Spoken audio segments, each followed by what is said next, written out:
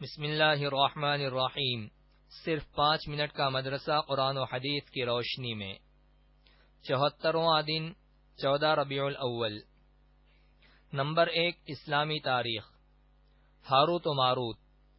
قدیم زمانے میں شہر بابل میں رہنے والے یہودیوں کے درمیان جادو بہت زیادہ عام ہو گیا تھا۔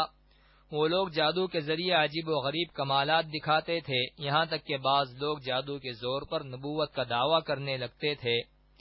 اللہ تعالیٰ نے بابل شہر میں ہاروت و ماروت نامی 2 فرشتوں کو بھیجا تاکہ لوگوں کو جادو کی حیثیت اور حقیقت سے آگاہ کر سکیں۔ چنانچہ لوگ عبرت حاصل کرنے کے بجائے دنیا کمانے اور دوسروں کو نقصان پہنچانے کے لیے ان سے جادو سیکھنے آتے تھے۔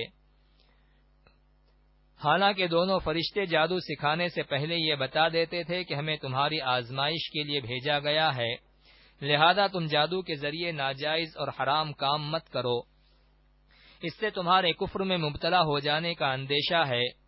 لیکن ان لوگوں نے نہیں مانا اور ان سے جادو سیکھ کر کفر و شرک میں مبتلا ہو گئے اور اپنی دنیا اور آخرت کو برباد کر ڈالا۔ نمبر 2، حضور صلی اللہ علیہ وسلم کا معجزہ، درخت اور پہاڑ کا سلام کرنا۔ حضرت علی رضی اللہ عنہ بیان کرتے ہیں کہ مکی زندگی میں ایک مرتبہ رسول اللہ صلی اللہ علیہ وسلم مکہ کے کسی علاقے کی طرف نکلے تو میں بھی آپ صلی اللہ علیہ وسلم کے ساتھ ہو لیا۔ چنانچہ میں نے دیکھا کہ راستے میں جس درخت اور پہاڑ کے قریب سے گزرتے وہ رسول اللہ صلی اللہ علیہ وسلم سے عرض کرتا، السلام علیک یا رسول اللہ۔ نمبر 3، ایک فرض کے بارے میں، نماز کے لیے مسجد جانا۔ رسول اللہ صلی اللہ علیہ وسلم نے فرمایا، جو شخص صبح و شام نماز کے لیے مسجد جاتا ہے اللہ تعالیٰ اس کے لیے جنت میں مہمانی کا انتظام فرماتے ہیں۔ جتنی مرتبہ جاتا ہے اتنی مرتبہ اللہ تعالیٰ اس کے لیے مہمانی کا انتظام فرماتے ہیں۔ نمبر 4، ایک سنت کے بارے میں، سجدہ تلاوت کی دعا۔ رسول اللہ صلی اللہ علیہ وسلم قرآن مجید کی تلاوت کرتے ہوئے آیت سجدہ پر پہنچتے تو اس دعا کو سجدہ تلاوت میں پڑھا کرتے، سجد وجہی للذی خلقہ وشق سمعہ وبصرہ بحولہ وقوتہ۔ ترجمہ، میرے چہرے نے اس ذات کے لیے سجدہ کیا جس نے اس کو پیدا کیا اور اپنی قدرت و قوت سے اس کے کان اور آنکھ کھولے۔ نمبر 5، ایک اہم عمل کی فضیلت، کثرت سے سجدہ کرنا۔ رسول اللہ صلی اللہ علیہ وسلم نے فرمایا، کثرت سے سجدہ کیا کرو، کیونکہ جب تم صرف اور صرف اللہ کے لیے سجدہ کرو گے تو اللہ تعالیٰ اس کے بدلے تمہیں 1 درجہ بلند کرے گا اور تمہارا 1 گناہ معاف کرے گا۔ نمبر 6، ایک گناہ کے بارے میں، حرام چیزوں کا بیان۔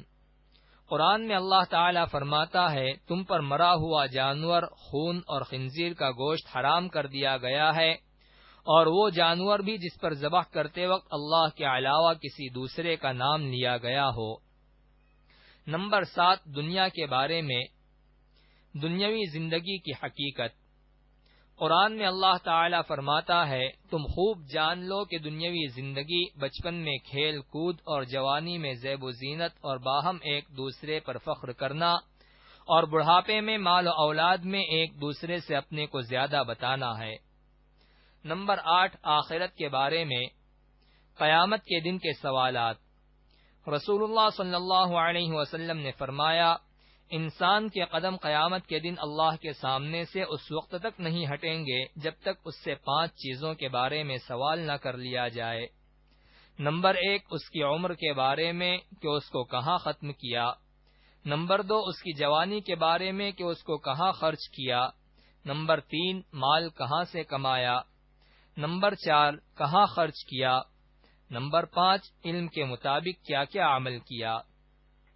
نمبر 9، طب نبوی سے علاج، سفرجل سے دل کی دوا۔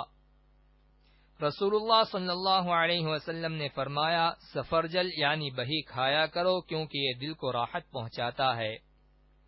نمبر 10، نبی صلی اللہ علیہ وسلم کی نصیحت۔